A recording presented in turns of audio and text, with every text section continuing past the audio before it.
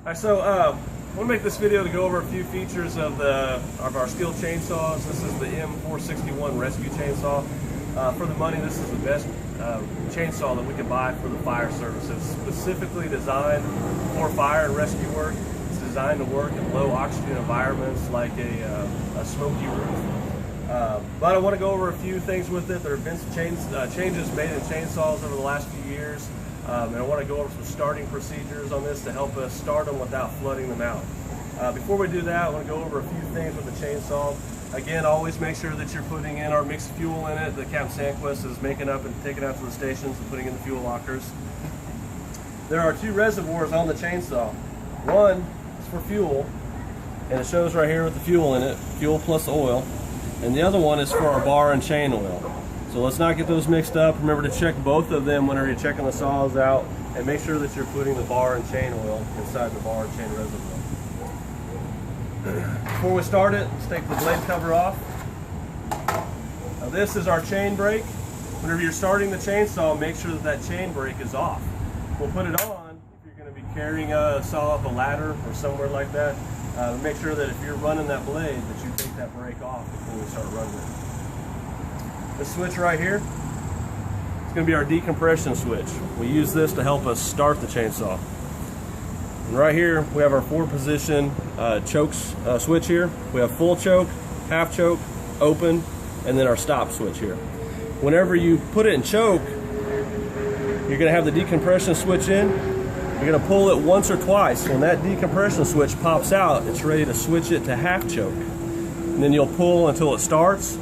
Once the chainsaw starts and you pull the trigger, you see that it goes from half choke to full open.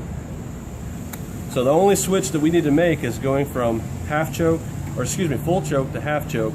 And when we pull the trigger after it's started, it'll open up all the way. And again, we turn it off here when we're done with the chainsaw.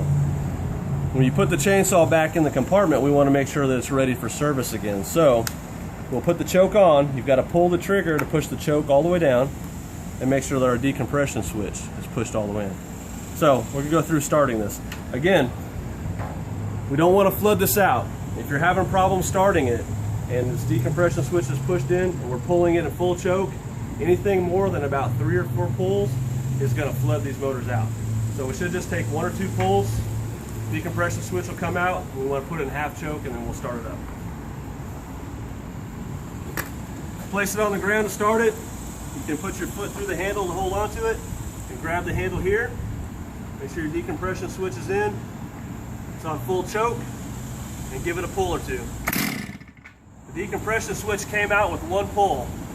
So now I want to place it in half choke. Then half choke, I'm going to pull it until it starts.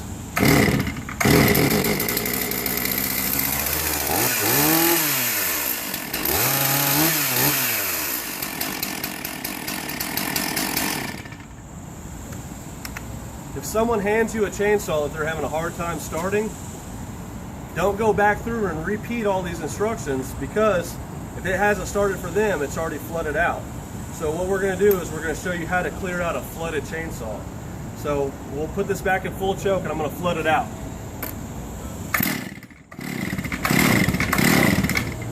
At this point, if someone comes to you with this, they say they can't get it started, let's make sure the decompression switch is out. We'll take it off of choke and even go past the half choke to full open. All right, and this is where you're going to need a little bit of help. You want to be really careful with this. You come over, help me, Ron. Come around this side up here. You're going to put your foot through. Hold on to the throttle. Let's open it up all the way. Have someone help hold the saw down. We've got it fully open here. It's not choked. And we're going to pull it until it starts. And that's going to clear out a flooded engine.